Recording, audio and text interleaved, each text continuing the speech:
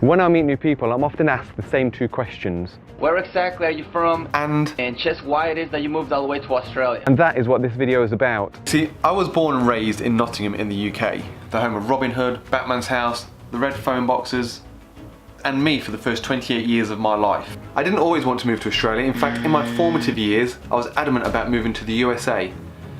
I think growing up in American movies such as and the tall buildings of New York, Chicago, San Francisco, just the American lifestyle had that magnetic appeal to me. I think one of the big things, the kids never wore uniforms in schools on American TV. Just the whole American lifestyle had that appeal to me. The land where dreams come true and all those other cliches. I even had an American flag hanging on my wall for a few years. And then one day at the age of 14, my neighbour gave me a picture book of Australia. 150 pages packed full of images like the dusty roadhouse, the massive red desert of the outback, the beaches, the Sydney Harbour Bridge, the beaches, the Opera House, the beaches, the Australian suburbs, and the beaches. And as they say, the fire had been lit. I didn't know it at this stage, but I ploughed through school being an average C-grade student. Finishing my higher education, I wanted to train to be an architectural surveyor. But thankfully, I had a change of heart and I dropped the course and trained to be an electrician. Now that was good actually, because the electrician at the time was higher on the skills on demand list than an architectural surveyor. And this made the move to Australia almost effortless.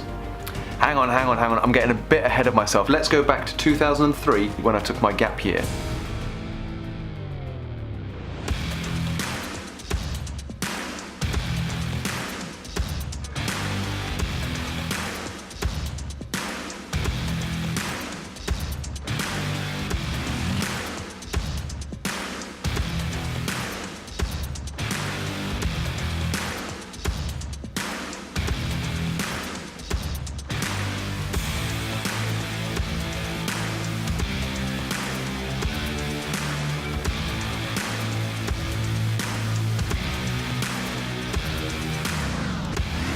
This actually didn't have the effect I thought it would. For 9 years I've been gazing at this book of pictures from across this huge island and daydreaming what it would be like to see it firsthand. How warm the Australian summers would be, how amazing is Uluru and the Sydney Harbour Bridge, and after 10 months, I returned to the UK happy to be living in England. So fast forward 2 years, I began to get the feelings of a boomerang pom.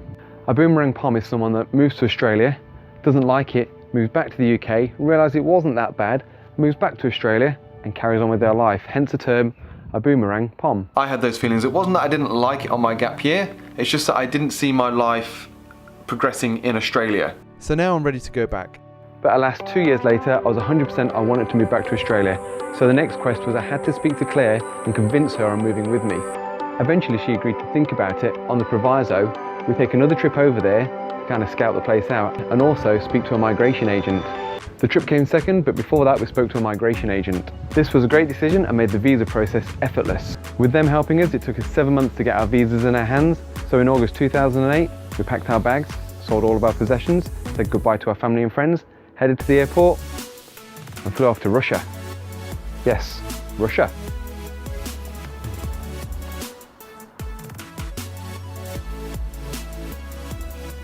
Finished.